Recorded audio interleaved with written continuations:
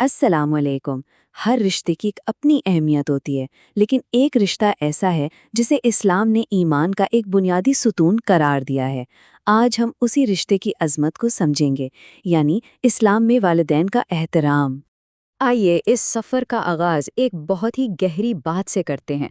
वालिदैन सिर्फ हमारे माँ बाप नहीं होते, बल्कि हमारी ज़िंदगी की सबसे बड़ी रहमत होते हैं। ये सिर्फ एक जुमला नहीं है, ये एक ऐसी हकीकत है जो इस पूरी गुफ्तगू की रूह है। तो सवाल ये उठता है कि आखिर वो ज़िंदगी की सबसे बड़ी रहमत हैं क्यों? चलें, इस सफ़र के पहले हिस्से में इसी सवाल का जवाब तलाश करते हैं और समझते हैं कि इस्लाम ने वालिदैन को इतना अजीम मकाम क्यों दिया है। देखें, इस्लाम में वालिदैन का मकाम रूहानी और समाजी दोनों लिहाज से बेमिसाल है।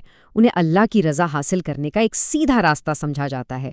ये सिर्फ एक समाजी रिवायत नहीं, बल्कि ईमान की एक गहरी निशानी है। पर आखिर वो रहमत है क्यों? ज़रा सोचिए। वो ही तो हैं जो हमें इस दुनिया में लाने का ज़रिया बने। उन्होंने हमारी परवरिश में अपनी रातें दिन में बदल दीं और हर मुश्किल में हमारे लिए ढाल बनकर खड़े रहे। यही तो वो बेलौस कुर्बानियाँ हैं जो उन्हें हमारी ज़िंदगी की सबसे बड़ी रहमत बनाती हैं। अच्छा, तो अब जब हम क्यों को समझ चुके हैं, तो सवाल ये उठता है कैसे? हमारा अगला हिस्सा आदाब व तवाज़ु के आदाब, इसी कैसे का जवाब देगा। यहाँ हम एहतराम ज़ाहिर करने के कुछ अमली तरीकों को देखेंगे। एहतराम की शुरुआत पता है कहाँ से होती है? हमारी ज़बान से। एक तरफ है नरमी से बात करना और दूसरी तरफ है ऊंची आवाज़ में बात ना करना। कितना वाज़ेह फ़र्क है ना? इससे पता चलता है कि हमारे अल्फाज में कितनी एहतियात ज़रूरी है। सच पूछें तो यही उनके एहतराम का सबसे पहला और बुनियादी कदम है। तो ये जो हुस्न सलूक है ना, इसकी 3 बुनियादें हैं।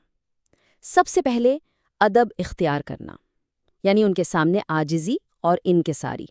दूसरा सब्र करना, उनके जज्बात और उनकी बातों को तहम्मुल से सुनना। और तीसरा, जो शायद सबसे अहम है, उनका दिल न दुखाना। और हाँ, कभी ऐसा भी हो कि अगर वो डांट भी दें तो सब्र का मुजाहिरा करें।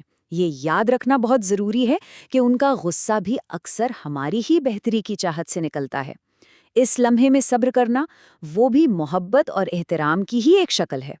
चलें, अब इस कॉन्सेप्ट को एक कदम और आगे लेकर जाते हैं, एक ऐसी सतह पर जहाँ ये इबादत बन जाती है। हमारा अगला हिस्सा है खिदमत, एक अजीम इबादत। जी हाँ, खिदमत सिर्फ एक फ़र्ज़ नहीं, बल्कि अल्लाह के नज़दीक एक बहुत बड़ी इबादत का दर्जा रखती है। तो इस अजीम इबादत को अंजाम कैसे दें? इसके लिए कोई पहाड़ नहीं तोड़ने, बस उनका काम आसान कर दें, खुलूस से दिल से उनके लिए दुआ करें। जब वो बात करें तो पूरी तवज्जो से सुनें और सबसे बढ़कर उनकी कदर करें। यही छोटे छोटे अमल मिलकर सबसे बड़ी खिदमत बन जाते हैं। लेकिन इस खिदमत के बदले में मिलता क्या है? आखिर इससे हमारी अपनी ज़िंदगी कैसे संवरती है? आइए देखते हैं अपने चौथे हिस्से में अल्लाह की तरफ से बरकत। इस पूरी बरकत का निचोड़ इस एक जुमले में पोशीदा है। वालिदैन की खुशी में अल्लाह की खुशी है। कितनी सीधी और साफ बात है। अगर वो राज़ी हैं तो रब भी राज़ी हैं। इसका मतलब ये है कि जो शख्स अपने वालिदैन का एहतराम करता है, अल्लाह उसकी ज़िंदगी में बरकत डाल देता है। ये बरकत रिस्क में हो सकती है, सेहत में और दिल के सुकून में, हर चीज़ में नज़र आती है। यही उनकी खिदमत का इस दुनिया और आखिरत दोनों का इनाम है। और अब हम अपने आखिरी हिस्से की तरफ आते हैं। ये एक याद दहानी है, एक पैगाम जो हम सब के लिए है, वक्त गुजरने से पहले।